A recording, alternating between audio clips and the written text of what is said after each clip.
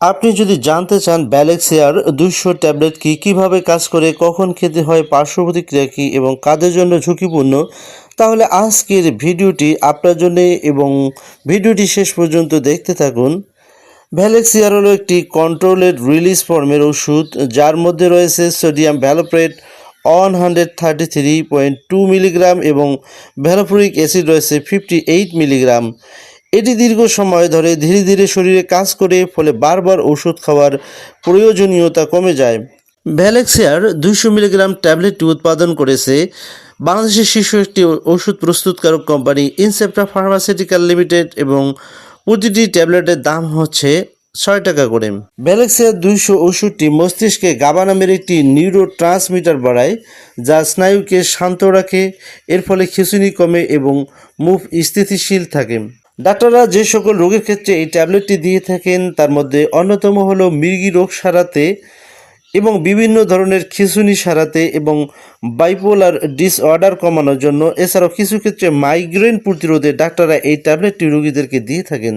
ভ্যালেক্সিয়ার 200 milligram ট্যাবলেটের dose এবং সেবনের নিয়ম। ডোজ নির্ভর করে রোগীর বয়স, ওজন এবং রোগের ধরন অনুযায়ী। সাধারণত দিনে 1 থেকে 2 বার খাওয়ার পরামর্শ দিয়ে থাকেন ডাক্তাররা।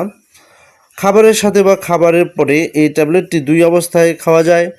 ট্যাবলেটটি ভেঙে বা চিবিয়ে খাওয়া উচিত নয়, কেননা এই ট্যাবলেটটি সিয়ার ফর্ম হওয়ায় ধীরে ধীরে রিলিজ করে।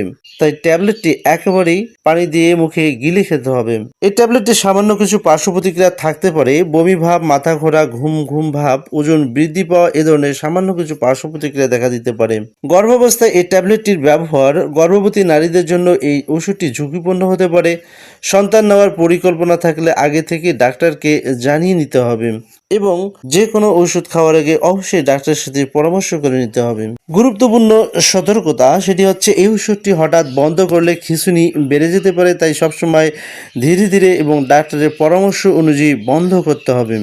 সম্মানিত ভিউয়ার্স, ভিডিওটি যদি আপনার উপকারে আসে তাহলে লাইক দিন, কমেন্ট করে জানান আপনার কোনো মতামত থাকলে, এবং এমন আরও স্বাস্থ্য বিষয়ক ভিডিও পেতে আমাদের চ্যানেলটিকে সাবস্ক্রাইব করে দিন। সম্মানিত ভিউয়ার্স, এই ভিডিওটি শুধুমাত্র শিক্ষামূলক উদ্দেশ্যে তৈরি। কোনো ঔষধ গ্রহণের আগে অবশ্যই একজন নিবন্ধিত চিকিৎসকের পরামর্শ নিন।